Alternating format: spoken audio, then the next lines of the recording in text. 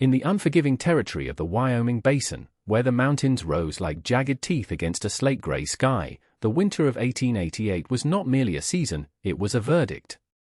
The snow had been falling for 3 days straight, a relentless curtain of white that erased roads, buried fences, and swallowed sound.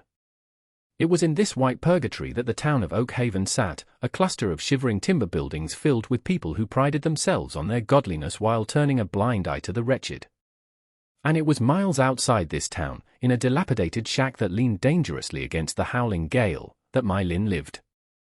My Lin was a ghost in the eyes of the locals, a woman of Chinese descent who wore a plain white dress that seemed too thin for the freezing temperatures, a garment of mourning and purity that set her apart from the heavy woolens of the townsfolk. She was barely 20, with hands roughened by labor and eyes that held a quiet, ancient sorrow. The townspeople called her an outcast, a stranger, a stain on their decent community, forcing her to live on the very edge of the tree line where the soil was rocky and the shadows were long. She survived on meager rations and the charity of the earth, gathering roots and trapping small game, existing in a bubble of profound silence. On this particular evening, the storm was a living thing, battering the thin walls of her cabin. The wind screamed through the cracks, threatening to extinguish the small fire she had coaxed from damp kindling. My Lin sat by the hearth, stitching a tear in her hem, when a heavy thud against her door shattered the rhythm of the storm. It wasn't the wind, it was solid, heavy, and human. Fear, cold and sharp, spiked in her chest. Visitors did not come to her door with good intentions. She waited, clutching a rusted iron poker, but only silence followed. Driven by a curiosity that outweighed her fear, she unlatched the heavy oak door and pushed it open against the drift. There, collapsed face down in the snow, lay a man. He was a mountain of a figure, dressed in fine but tattered black broadcloth that spoke of a life far removed from this wilderness, his dark hair matted with ice. He looked like a fallen titan, defeated not by an enemy, but by the sheer weight of his own heartbreak. The cold was an immediate physical assault, biting at My Lin's exposed skin with invisible teeth, urging her to retreat into the warmth, but she could not leave him. He was immense, his shoulders broad and heavy, buried half-deep in the accumulating drift. My Lin dropped the iron poker and stepped into the snow, her canvas shoes instantly soaking through. She grabbed the stranger by the collar of his coat, pulling with all the strength her slender frame possessed. He was dead weight, a slab of granite wrapped in freezing wet wool. She gritted her teeth, her breath coming in ragged white puffs, and dug her heels into the threshold. Inch by agonizing inch, she dragged him across the rough wooden floorboards of her shack. The effort made her muscles scream, but there was a desperate tenacity in her movements. She was an underdog who had survived the scorn of an entire town. She would not let the winter claim a soul on her doorstep. When she finally managed to pull him completely inside, she kicked the door shut and threw the latch, the sudden silence of the room deafening after the roar of the wind. He lay on the floor, a puddle of melting snow forming around him, dark and ominous in the firelight. My Lin knelt beside him, her hands hovering for a moment before practical necessity took over. She turned him over. His face was pale, nearly blue, with a strong, square jaw and a beard that held droplets of ice. He was handsome in a severe, ruined way, like a statue toppled from its pedestal. She knew that if he remained in those wet clothes, the hypothermia would finish what the storm had started. With trembling fingers, she began to unbutton his heavy coat. It was fine wool, lined with silk, the clothing of a wealthy man, yet it was stained with mud and travel. Underneath, he wore a vest and a crisp white shirt that was now gray with sweat and grime. She worked methodically, stripping him down to his undergarments, her cheeks flushing not from impropriety but from the sheer exertion of maneuvering his limp, heavy limbs. She dragged her only quilt, a patchwork of faded cottons, and draped it over him, then moved him closer to the fire. His skin was like ice to the touch. She rushed to her small pantry, grabbing a jar of dried ginger and fierce peppers. She needed to warm him from the inside out if he ever woke. As she worked, grinding the herbs with a stone, she noticed a silver band on his left hand. A wedding ring. But there was no shine to it, it was dull, scratched, as if he had spent hours rubbing it against something hard, or perhaps punching stone walls in fits of grief. He was a widower, the aura of loss clung to him more tightly than the cold. The night stretched on, an eternity of watching the rise and fall of his chest. The stranger tossed and turned in the grip of a fever, muttering names that meant nothing to her, echoes of a life left behind. Sarah. The carriage. Forgive me, he whispered, his voice a gravelly rasp that tore at the quiet of the cabin. Mylin sat beside him on the floor, dipping a rag into warm water and dabbing his forehead. She saw the scars on his knuckles and the callousness of his palms. These were the hands of a man who could build empires or destroy them, yet here he was, reduced to the dependency of a child. The intimacy of the situation was terrifying to her. She had spent years avoiding the gaze of men, knowing that in the eyes of the town she was either invisible or a target. Yet, this man was different. Even in his delirium, there was no malice in his face, only a profound, etching pain. The firelight danced across his features, softening the hard lines of his brow. Outside, the storm raged on, a chaotic symphony of nature's wrath, but inside, a strange peace began to settle. It was the peace of survival, the quiet acknowledgement that two broken things had found each other in the dark. She did not sleep that night. She kept the fire fed, watching over this stranger who had fallen from the sky, wondering if his arrival was a curse or the answer to a prayer she hadn't dared to speak. Morning broke with a deceptive brightness, the sun reflecting off the snow with a blinding glare that pierced through the cracks in the cabin walls. The wind had died down, leaving behind a world sculptured in white silence. Gideon Blackwood opened his eyes. The first sensation was not sight, but smell, the scent of wood smoke, dried sage, and something earthy, like simmering roots. Then came the pain. His head throbbed with a dull, rhythmic ache, and his limbs felt heavy, as if his blood had been replaced with lead.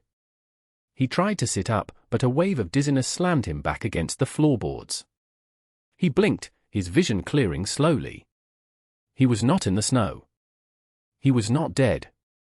He was in a small, low-ceilinged room that smelled of poverty and cleanliness. Above him, hanging from the rafters, were bundles of drying herbs. To his right, a small cast-iron stove radiated heat. And then he saw her. She was standing by the single window, her back to him, the morning light turning her white dress into a halo. Her black hair hung in a long, simple braid down her back.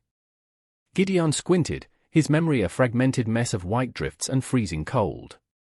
He remembered the horse stumbling, the long walk, the crushing weight of his grief driving him forward until his legs gave out. He tried to speak, but his throat was like sandpaper. "Water," he croaked. The word was barely a sound, but the woman turned instantly. Her face was calm, her expression unreadable, but her eyes were dark and intelligent. She didn't scream or flinch. She simply picked up a tin cup, dipped it into a bucket, and knelt beside him. She slipped a hand behind his head, her fingers were small but surprisingly strong, and lifted him so he could drink. The water was cool and tasted of iron. He drank greedily, coughing as the liquid hit his parched throat. "Slowly," she said. Her voice was soft, accented with a lilt he hadn't heard in years, melodic and distinct from the harsh drawls of the territory. "Where?" Gideon started, pulling himself up to a sitting position, clutching the quilt to his chest. He realized with a start that he was undressed, wearing only his long johns. His clothes were hanging near the fire, dry now but stiff with salt and dirt. "You are in my home," Mylin said, retreating to a safe distance near the stove. "You collapsed at my door." The storm was bad. Gideon looked at her, really looked at her. He saw the distinct features of her heritage, the plainness of her dress, the poverty of the room. He knew this town, he knew the prejudices that rotted the hearts of men in these parts. For a Chinese woman to be living alone this far out. She was vulnerable. And by taking in a strange white man, she had invited a danger she couldn't possibly understand.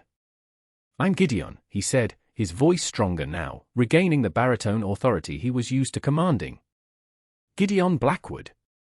She nodded once, a small dip of her chin. "I am Mylin." "How long was I out?" 2 days. The fever was high. 2 days. He rubbed a hand over his face, feeling the rough stubble. He had lost 2 days to the void. He looked at his hand and saw the ring. The pain of Sarah's death hit him then, a fresh wave of nausea. He had been riding to outrun it, but it had found him even here. "Thank you," he said, the words feeling foreign on his tongue. He wasn't used to thanking people, he was used to paying them. "You saved my life, my Lynn." "You are heavy," she said simply, a flicker of something almost like humor in her eyes. "It was not easy." Gideon looked down at his own massive frame and then at her slight figure. A sudden, fierce protectiveness surged in him. She had dragged him in. She had stripped him, warmed him, and watched over him. "I have nothing to pay you with," he lied, instinctively hiding his wealth. He needed to know who she was before he revealed the gold in his saddlebags, if his horse had even survived. "I did not ask for payment," she replied, turning back to the pot on the stove. "Eat now. You need strength." The days that followed fell into a quiet, hypnotic rhythm. Gideon was too weak to leave, his body recovering from the deep chill that had settled in his bones. He spent the daylight hours sitting by the fire or on the small porch, wrapped in the quilt, watching My Lynn work. She was a marvel of efficiency. She moved with a grace that belied the harshness of her chores. He watched her chop wood, the axe heavy in her hands, swinging with a precise rhythm. He watched her mend the roof with scavenged strips of tin. He watched her cook meager meals from almost nothing, watery broth thickened with roots, stale bread softened in the steam. It was a poverty so absolute it made his stomach churn, yet she bore it with a dignity that shamed him. He was a man who had owned railroads and cattle herds, who had thrown away fortunes on bad bets just to feel something, and here she was, treating a single potato like a treasure. By the fourth day, Gideon's strength began to return. He was not a man who could sit idle. His stoicism, usually a wall to keep people out, became a tool for observation. He saw the draft coming through the bottom of the door. He saw the wobbly leg of the table. He saw the way the wind rattled the single pane of glass in the window. Without asking, he began to work. He found a toolbox in the corner, dusty and half forgotten. He didn't speak much, and neither did she. Their communication was in the passing of a hammer, the holding of a plank, the nod of acknowledgement when a job was done. He fixed the table leg first. Then he rehung the door so it sat flush against the frame, sealing out the biting draft. He spent an entire afternoon securing the loose shingles on the roof, his breath misting in the cold air, his dark coat buttoned tight against the wind. My Lynn watched him from the garden where she was digging for winter carrots. She had expected him to leave as soon as he could walk. She had not expected him to take ownership of her hardships. "It pulls to the left," Gideon said one evening, pointing to the chimney flue. "Smoke's not drawing right." My Lynn looked up from her sewing. "It has always been that way." "It doesn't have to be," he grunted. He spent the next hour dismantling the pipe, cleaning out the soot, and reassembling it with a mixture of mud and clay he mixed himself. When he lit the fire that night, the smoke spiraled perfectly upward, and the cabin was warmer than it had been in years. "You have skilled hands," My Lynn said softly, placing a bowl of stew before him. Gideon looked at his hands, scarred and large. "They're good for work." "Not much else lately." "Work is enough," she said. "It keeps the mind quiet." He looked at her then, really seeing the wisdom behind her youth. She knew about grief too. He could see it in the way she sometimes paused, staring out at the snow-covered tree line. They were two wounded animals licking their wounds in the same den, finding comfort in the silence of the other. But the world outside their sanctuary was not content to leave them be. The supplies were running dangerously low. The jar of flour was empty, and the dried meat was gone. Gideon knew they had to go to town. He also knew, with a sinking feeling in his gut, what that meant for My Lynn. He had seen the way she flinched when he mentioned the settlement of Oak Haven. "I need to go to the trading post," Gideon announced on the 6th morning, buckling his belt. He had cleaned his clothes as best he could, he looked less like a corpse and more like a drifter now, albeit an imposing one. "I will go," My Lynn said quickly, wiping her hands on her apron. "You are still recovering." "I'm fine," he countered, his voice leaving no room for argument. "And you're not carrying 50 pounds of flour back in this snow." They do not like me there," she whispered, looking down at her shoes. "Then they'll have to deal with me," Gideon said, grabbing his coat. He paused, then added, softer, "I'm not letting you go alone, my Lynn. Not anymore." She looked up, startled by the intensity in his voice. It was the first time he had openly offered her protection. It was a terrifying, wonderful promise. The walk to town was a trudge through knee-deep sludge, the pristine white of the wilderness giving way to the brown, churned filth of civilization. Oak Haven was a scar on the landscape, a collection of false front buildings and muddy streets. As they entered the main thoroughfare, the atmosphere shifted. Heads turned. Whispers hissed like snakes from the boardwalks.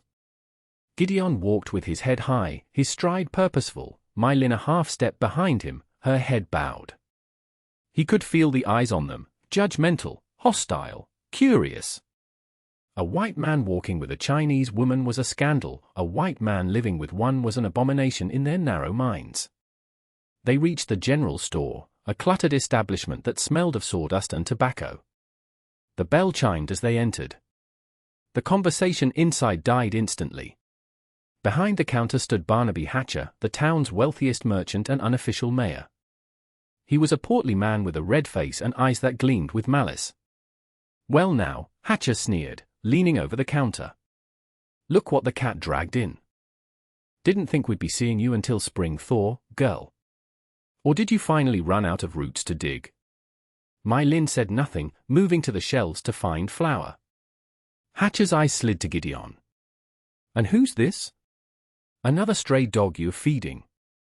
Gideon stepped forward, his boots heavy on the floorboards. He towered over Hatcher, casting a long shadow over the counter. The silence in the room grew heavy, charged with violence. "The name is Blackwood," Gideon said, his voice low and vibrating with a menace that made Hatcher blink. "And I'd advise you to speak with respect, or I'll teach you the meaning of the word." Hatcher bristled, his face turning a deeper shade of crimson. "Now listen here, drifter. You don't come into my town, Ann." "I'm buying supplies," Gideon interrupted, slamming a gold coin onto the counter, a coin he had fished from the hidden lining of his boot. The sound rang out like a gunshot. "Flour. Bacon. Coffee. The best you have. And if I hear one more word that isn't about the price, I'm taking my business, and my patience, elsewhere." The sight of the gold shut Hatcher up instantly. Greed warred with prejudice in his eyes, and greed won. But as they packed the supplies, Gideon caught Hatcher staring at my Lynn with a look that was not just hateful, but predatory. It was the look of a man who realized that the woman he had scorned now had a protector, and he hated her all the more for it. The war had begun. The journey back to the cabin was undertaken in a silence that felt fundamentally different from the one that had accompanied them to town. Before, the silence had been born of necessity and survival. Now, it was heavy with unsaid things, a tension that hummed like a telegraph wire in the wind. The supplies weighed heavy in Gideon's pack, flour, sugar, coffee, and a slab of cured bacon, but the weight was nothing compared to the dark cloud of Barnaby Hatcher's gaze that seemed to follow them all the way to the tree line.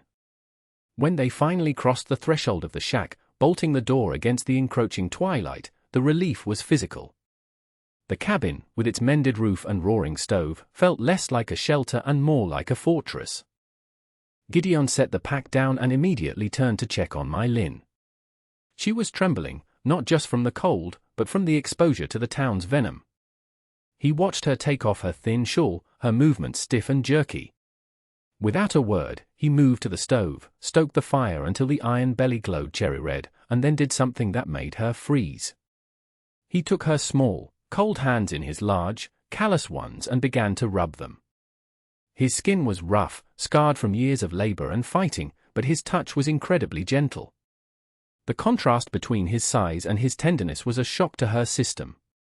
She had spent her life making herself small to avoid notice, yet here was a man who filled the room, making her feel seen in a way that was both terrifying and intoxicating. "They cannot hurt you here," Gideon said, his voice a low rumble that seemed to vibrate through the floorboards. "I won't let them." My Lynn looked up at him, her dark eyes wide. She had never known the touch of a man, never known the protective weight of a partner. She was a virgin in every sense of the word, untouched by romance, unscarred by the specific heartbreaks of courtship, but deeply wounded by the world's neglect. Gideon saw this innocence. It radiated from her like heat from a flame. It shamed him for his past failures and ignited a fierce desire to preserve it. He wasn't just a drifter, he was a man who had lost everything and found a single, fragile flower growing in the ice. He released her hand slowly, the loss of contact leaving a phantom warmth on her skin. That evening, as the scent of baking biscuits, a luxury she hadn't tasted in years, filled the small room, the dynamic shifted. They sat at the table he had fixed, the light of the kerosene lamp casting long, intimate shadows. Gideon watched her eat, noting the delicacy of her manners despite her hunger. He realized then that he wasn't leaving. The thought of riding out when the snow melted, of leaving her to the wolves like Hatcher, was physically painful. The storm had brought him here to die, but she had forced him to live. And now, the debt of his life demanded payment in a currency he hadn't thought he possessed anymore: devotion. The peace of their sanctuary was shattered 3 days later, not by the weather, but by the poison Hatcher had dripped into the ears of the town.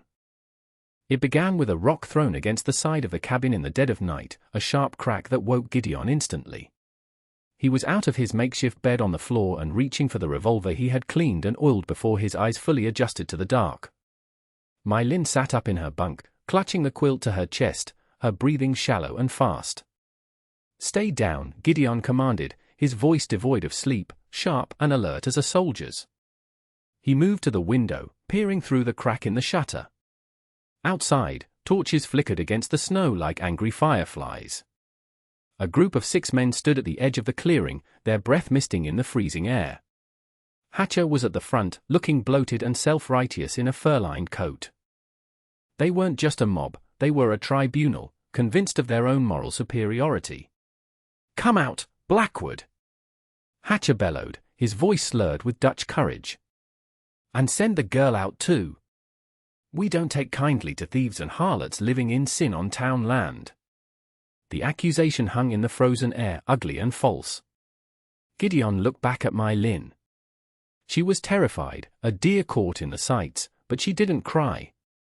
She swung her legs out of bed and reached for her dress, her jaw set in a line of grim determination.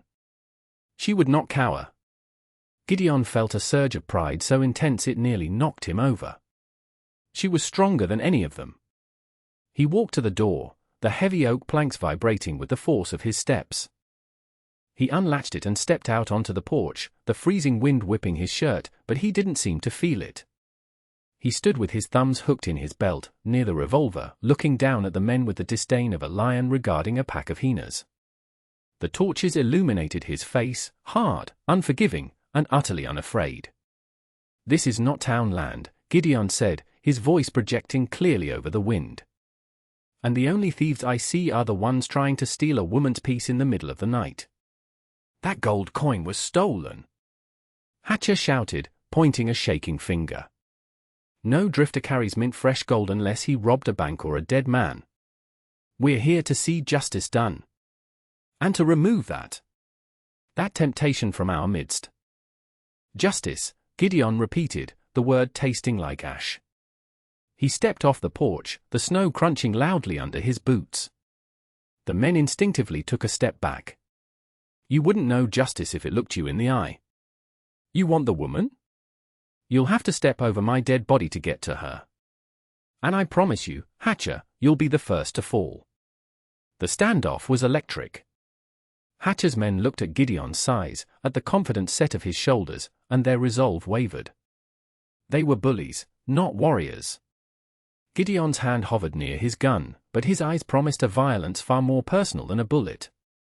For a moment, it seemed the violence would erupt, staining the white snow red. But then My Lin stepped onto the porch. She held a lantern, the light illuminating her pale, resolute face. She didn't speak, but her presence, ghostly, dignified, and undeniably human, broke the spell of the mob's frenzy. They weren't attacking a monster, they were attacking a girl in a white dress. The shame of it seemed to seep into the soberer men in the back. Hatcher spat in the snow, sensing his support crumbling. "This ain't over, Blackwood," he snarled. "Winter lasts a long time. We'll freeze you out." The retreat of the mob left a silence that was louder than their shouting. Gideon barred the door and turned to My Lin. The adrenaline was fading, leaving behind a cold clarity. They couldn't go on like this. Hatcher would return, and next time he might bring the sheriff, or fire. The accusation of living in sin was their weapon. It gave the town a moral excuse to destroy them. Gideon looked at the woman who had saved him. She was placing the lantern back on the table, her hands trembling now that the danger had passed. He saw the curve of her neck, the braid resting against her back, the simple grace of her existence. He realized that protecting her wasn't enough. He needed to claim her, not as a possession, but as a partner. He needed to give her a shield that even Hatcher's bigotry couldn't pierce. He walked over to her, the floorboards creaking. He waited until she turned to face him. Her eyes were wide, fearful of what the future held. "My Lin," he started, his voice rough with emotion he wasn't used to expressing. "They won't stop. As long as you are the outcast and I am the stranger, they will hunt us." "I know," she whispered. "I should leave. I am the cause of this." "No," Gideon said firmly, stepping closer. "You are the only reason I am alive. You are the only good thing in this godforsaken territory." He took a deep breath, the magnitude of what he was about to say settling over him like a heavy coat. "I am a man with a past full of ghosts. I have nothing to offer but my hands and my name. But my name, it carries weight in places these people don't know about yet. I want to give it to you." He went down on one knee. It was a stiff, awkward movement for a man of his size, but he did it with a solemnity that made the small cabin feel like a cathedral. He took her hand again. "Marry me," he said. "Be my wife. Let me give you the protection of my name and the devotion of my heart. I cannot promise you an easy life, but I swear on the grave of my fathers, I will never let you be cold or hungry or afraid again." My Lin stared at him, tears welling in her eyes. It wasn't a proposal born of fiery passion, but of ironclad duty and a budding, profound love. It was a promise of safety. For a woman who had known only peril, it was the most romantic thing she had ever heard. "Yes," she whispered, her voice cracking.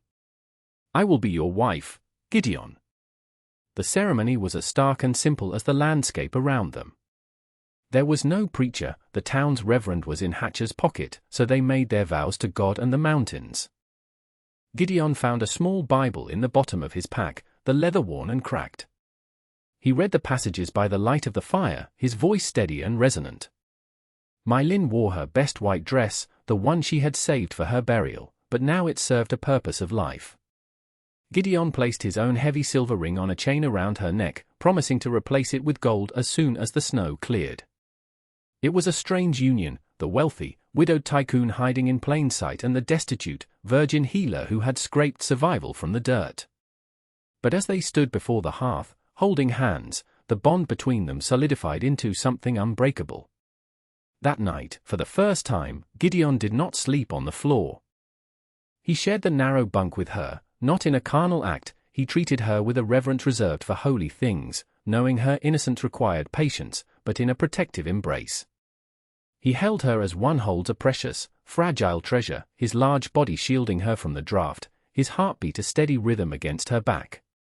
They lay together in the dark, trauma-bonded and finally, truly safe in the arms of the other. The wind howled outside, impotent against the warmth of their union. But the world of men demands paper and proof, and Hatcher was not done. 2 weeks later, as the first thaw began to drip from the eaves, the sheriff arrived. He was a tall, gaunt man named Miller, weary and easily bored. He rode up with Hatcher and a dozen deputies, surrounding the cabin in the bright, glaring light of noon. This was the end game. Hatcher intended to drag Gideon to jail for theft and drive My Lin into the wilderness to perish. "Gideon Blackwood!" Sheriff Miller called out, his hand on his holster. "Come out with your hands raised. You're under arrest for the theft of gold currency and vagrancy." The door opened. Gideon stepped out, but he didn't raise his hands. He was dressed in his black suit, which my Lin had cleaned and pressed until it looked almost new. He had shaved, revealing the sharp, aristocratic line of his jaw. He looked every inch the titan of industry he had left behind in the East. My Lin stood beside him, her head high, wearing the silver ring on the chain. "I suggest you rethink that order, Sheriff," Gideon said, his voice calm, carrying the absolute authority of a man who commands armies of workers. "Don't listen to him, Miller." Hatcher screamed, his face purple. "He's a broke drifter. Drag him out." Gideon reached into his coat pocket. The deputies tensed, hands flying to guns. But Gideon pulled out a document, sealed with red wax, and a leather wallet bulging with papers. "The gold coin wasn't stolen," Gideon announced, his voice booming. "It was minted by the Blackwood Rail and Steel Company. My company." He threw the wallet to the sheriff. Miller caught it, opened it, and his face went pale. He looked at the bank drafts, the identification, the deeds. "This town," Gideon continued, stepping off the porch, his eyes boring into Hatcher, "sits on land that was mortgaged to the Denver Trust 3 years ago. A mortgage that I purchased last week via courier from the trading post in the next valley." A gasp went through the mob. Hatcher's jaw dropped. "I own the deed to the general store. I own the deed to the livery. I own the note on your house." Hatcher Gideon's voice dropped to a terrifying whisper as he closed the distance. "I am not a vagrant. I am your landlord. And this woman is my lawful wife."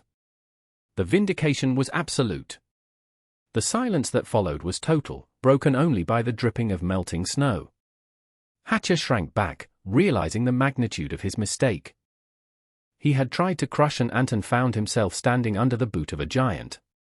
Gideon didn't need to throw a punch. His status, revealed at the perfect moment, was a sledgehammer that shattered the town's hierarchy. The MIC drop was palpable. Gideon put his arm around my Lin, pulling her close. "My wife and I will be making changes to how this town is run," he said, scanning the faces of the men who had scorned her. "Cruelty will no longer be the currency of Oak Haven. Clear out. All of you." They scattered like roaches exposed to light. Spring came to the high country in a rush of green and gold. The cabin was gone, replaced by a sprawling timber home with glass windows that looked out over the valley. Gideon and my Lin stood on the wrap-around porch, watching the wildflowers bloom where the snow had once tried to bury them. My Lin was no longer the ghost of the tree line. She was the matriarch of the valley, respected, feared by some, loved by many, and dressed in silks that matched the brightness of her spirit. Gideon stood behind her, his hands resting on her shoulders, his face softened by a peace he hadn't thought possible after Sarah. They had healed each other, the broken widower and the outcast virgin, forging a love that was stronger than the winter, harder than iron, and warmer than the sun. They say the past is a foreign country, but for Gideon and my Lin, the future was home.